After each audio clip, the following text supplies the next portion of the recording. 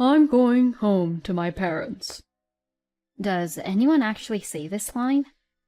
Until a short while ago I thought so too, but I have already put up with enough to make these words sound like they're not enough. As I was packing up my belongings and leaving the house, my husband said, Hey, you are a stupid woman to the end. You forgot these important divorce papers. If you ever come near this house again, I won't hesitate to call the police. With these infuriating words, my husband half forcefully kicked me out of the house. After looking at the door, which had been shut vigorously for a while, "This is the end of his life, isn't it?" I muttered to myself and walked out lightly. My name is Kimmy, a 33-year-old office worker. I have been married for 3 years to my husband Dylan, whom I met through a friend. By the way, we don't have children yet, so we're renting, and whenever our schedules match, we take a vacation and go away a little. I was happy enough with such a life. However, my husband seems to have changed, and so my life has changed drastically. It was about 1.5 years ago. The parent company of the company where my husband works asked my husband to join them. Before that, there was not much difference in our salaries, but since then, my husband's salary has increased significantly. Because of this, my husband became arrogant to me. He used to do the chores, but then, "You're in charge of taking out the trash today, right?" "You forgot, so I rushed to take it out." He looked at me a little suspiciously and said, You know, I've been thinking for a while that it's not right for us to share the housework in the first place.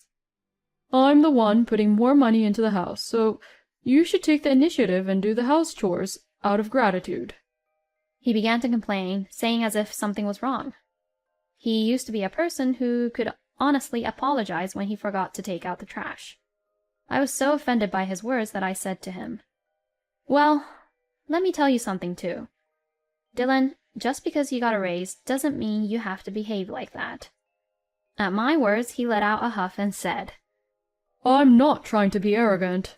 I'm just saying I'm proud of me. Thanks to me, we were able to have this house, you know. You should realize how blessed you are. After saying this, my husband quickly went to take a bath. As my husband said, we have been living in a newly built house for a while now. But I didn't want a house like this. My workplace was too far away, and I hated where the house stood in the first place. When I opened the curtains, directly across the street stood the house where his parents lived. I looked at them and let out a deep sigh.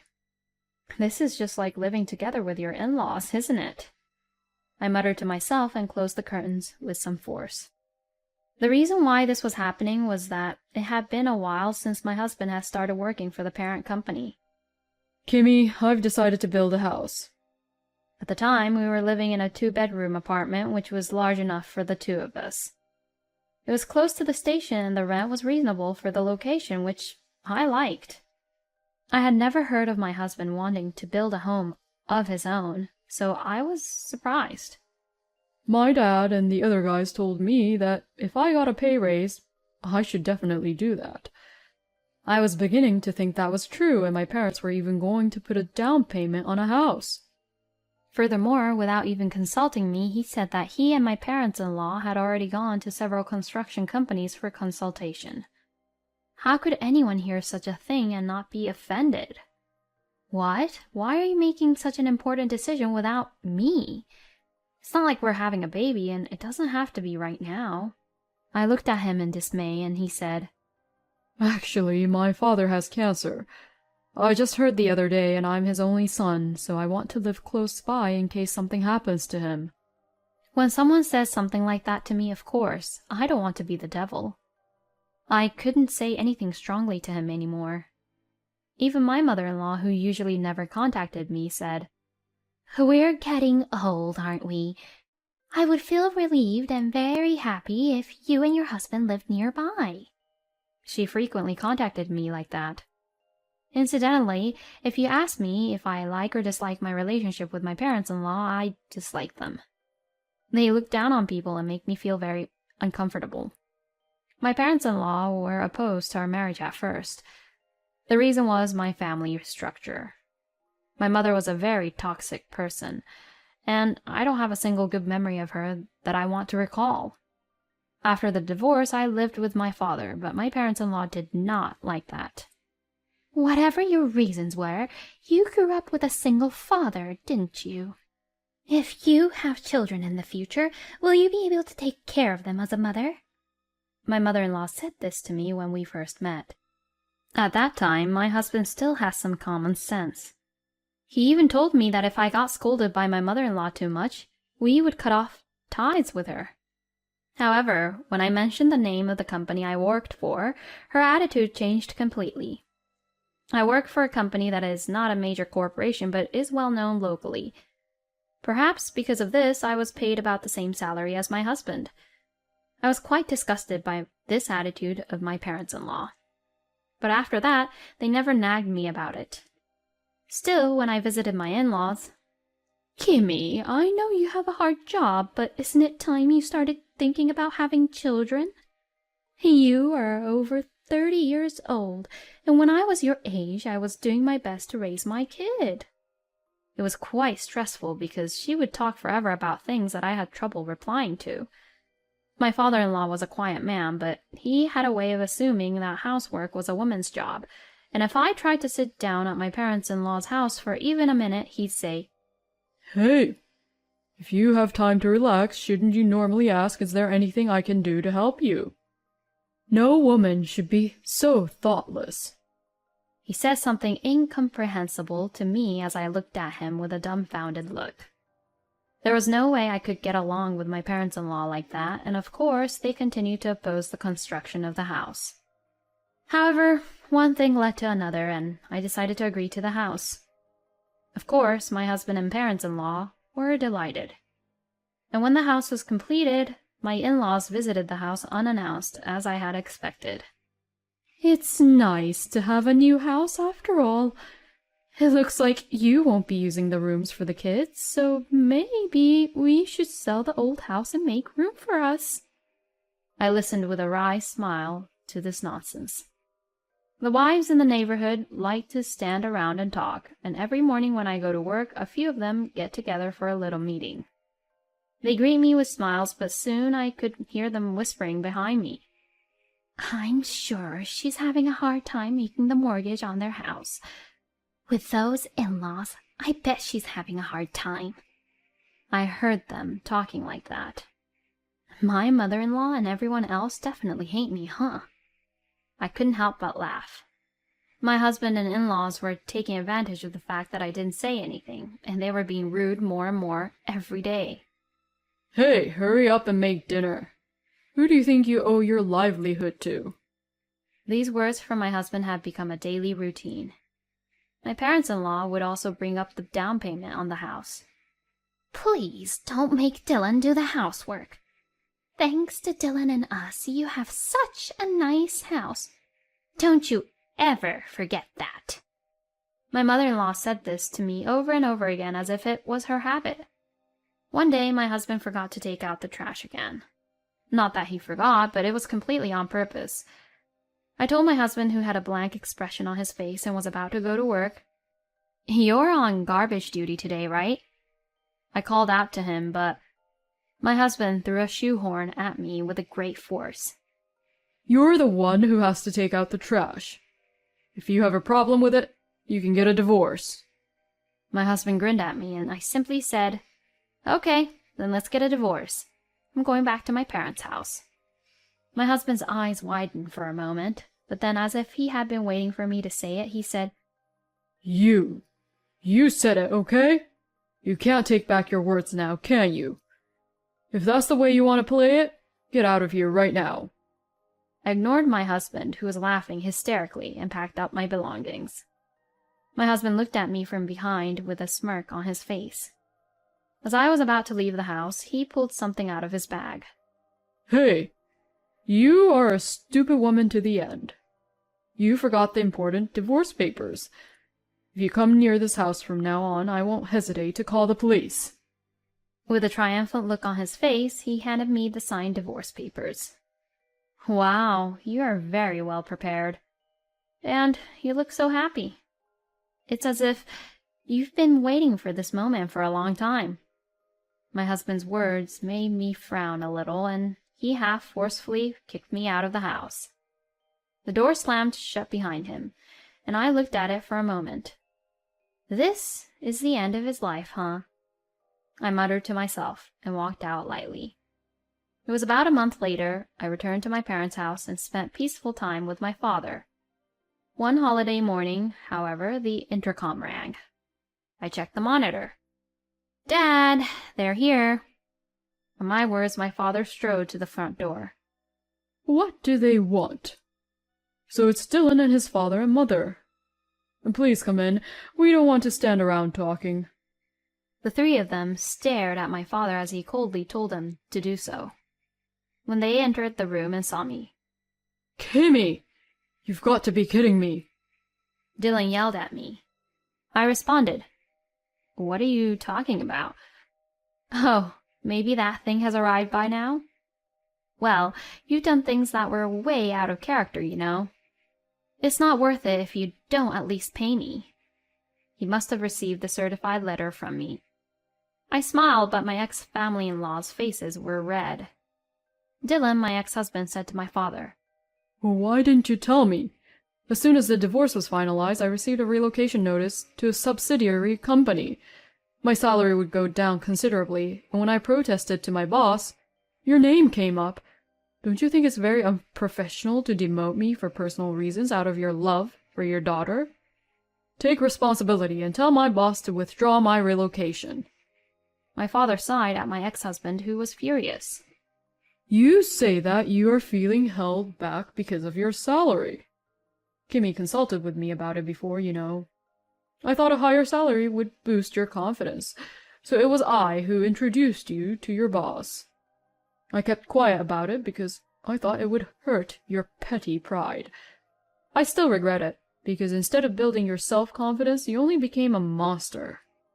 As my father had said, my ex-husband thought he was hired for his abilities, but it's actually not quite true. It was because of my father's verbal support. My father and my ex-husband's boss had been friends for many years, and when my father put in a word for him, the boss agreed to help. The fact that my ex-husband was approached by his boss, who had a high position in the company, seemed to have given him a lot of confidence. However, his confidence took a turn for the worse, and he became overbearing at work as well. Even without my divorce, it was only a matter of time before he was transferred. "He's a very loyal guy, so he was very concerned about me and my daughter. He was having a hard time getting rid of you.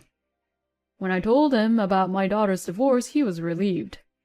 I feel deeply sorry that I introduced someone like you to him." When my ex-husband found out that I had actually introduced him to my father, he called me like crazy, but of course, I ignored all of them. I guess he got enough of me not answering his phone calls and thus came to protest in person. Of course, that's not all. My ex-mother-in-law was shaking and trembling. "It said, compensation for emotional distress. Who do you think you are? You're overreacting. We will never pay you." I said to my ex-mother-in-law, who was ranting at me, "It's not up to you to decide. If you have a problem with us, you should get a lawyer. You were intending to sell your old house and move in with us anyway, right? Well, why don't you pay me with that money? You even lied to me about having cancer so you could build that house for Lisa, didn't you?" They were smiling at me, but now my in-laws' faces turned pale.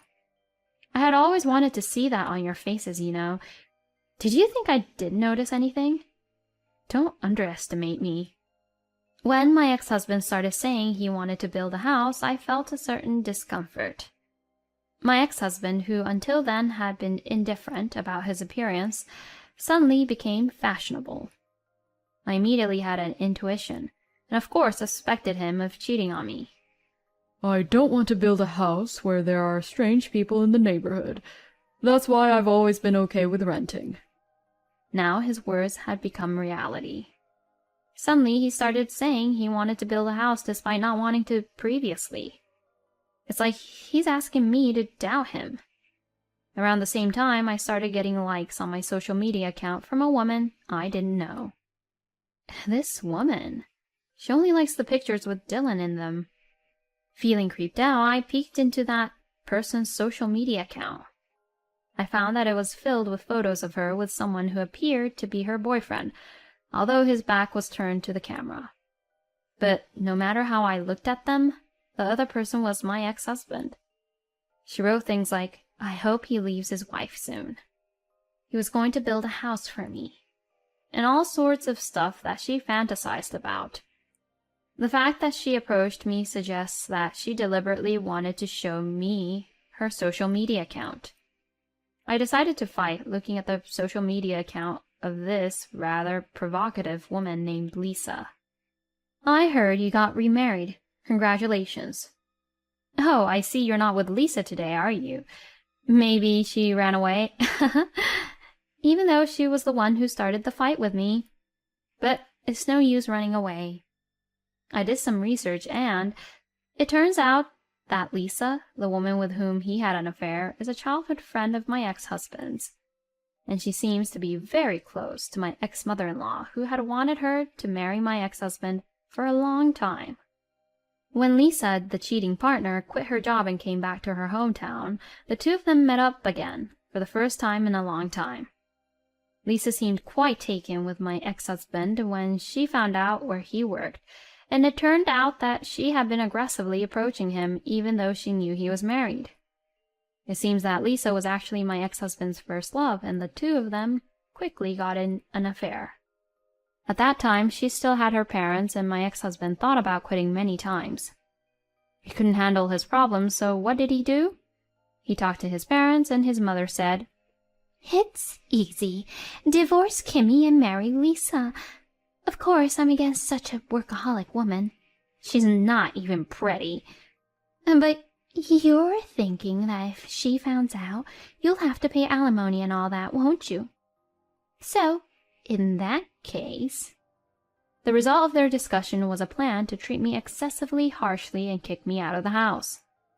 Can't believe that she was crazy enough to cooperate with her son instead of scolding him. I laughed at him because he seemed to really think that if I left the house voluntarily, alimony would be irrelevant. It was the cheater who wanted the house, and it was my former in-laws who advised him that the loan would surely be easier to pass during his marital relationship with me. Because if I kept living with them, they could always pick on me to get rid of me. I kept the recording of their outbursts in order to get a favorable divorce, which turned to be quite a lot. When it was time to get the divorce out of the way, I was told to leave, so I just left. "I couldn't tell Lisa that I might be transferred, so I registered without telling her. But then she found out somehow, and so... Come on! Help me out. The mortgage, the alimony. There's no way I can pay them on my own salary." My ex-husband started crying pitifully. I looked at him with cold eyes. "What are you talking about? We are strangers now. I was quite hurt, and you said a lot of terrible words to me. I still cry when I listen to the recording. Please pay me the alimony. Of course, I won't reduce it." As I stared at the three of them, my ex-mother-in-law said to me, "Don't you have any humanity in you at all? Dylan is apologizing to you, and you act like a big shot. That's why I don't want him to be married to a woman who was raised by a single father." At this, I got furious. "You think you can just say whatever you want? My father would force himself to go to work, even when he wasn't feeling well, and yet he always smiled so that I wouldn't worry. You don't know anything." I was so frustrated that tears involuntarily welled up in my eyes. As I cried, my father gently placed his hand on my shoulder. "Kimmy, you don't have to cry for these people. Your future is bright. In comparison, what awaits these people is a path of destruction. Are we done? We and you guys are strangers. If you make any more noise, I will call the police." My ex-father-in-law stood up vigorously, as if he didn't want to go to the police. Don't make such a big deal about the police. We'll leave you now. He called out to them, saying, Come on, let's go. and left as if they were running away from something. Excuse us, he said. But they were the ones who came here out of the blue. What the heck was he saying? They were crazy until the end, huh? My father laughed when he said that. Later, I ran into one of the nosy neighbors again. I had a chance to ask them what they were up to. She told me that my ex-husband and ex-parents-in-law still live in that new house. Eventually, my ex-husband was transferred. To pay off the mortgage and to make ends meet, even with my ex-parents-in-law's pension, they seemed to be struggling. And to my surprise, my ex-parents-in-law also started working. The house was built for Lisa, but she is not there. It seems that she gave up on my ex-husband early after that and left quickly, leaving the divorce papers behind. She explained to her parents that after Dylan's divorce from me, she developed a romantic relationship with Dylan, who was heartbroken while spending time with him. I had sent a content-certified letter to Lisa's parents as well, so everything came to light and her angry parents disowned her. I shuddered to think of the community of wives in the neighborhood who knew so much. Lisa, through her lawyer, brazenly demanded a reduction in the rent, but there was no way I would comply. I glanced at Lisa's social media account. All the photos had been erased, except for a pitch-black picture. She had only this to say, which was written there. It wasn't supposed to be like this. She seems to be working from morning till night to pay off the debt she had incurred to pay my alimony. I have always believed that there is no such thing as happiness built on misery. That's because it will all come back one day. I want them to live the rest of their lives with regret. As for me, I am getting along well with my father at home. I apologized to him for coming back, but he said, What are you talking about? As long as you're laughing, Dad is fine with that. I want you to be happy. That's all I ever wanted, before and even now. I was so happy to hear it that I cried. I'm so glad he is my father, and I softly laughed as I thought of this.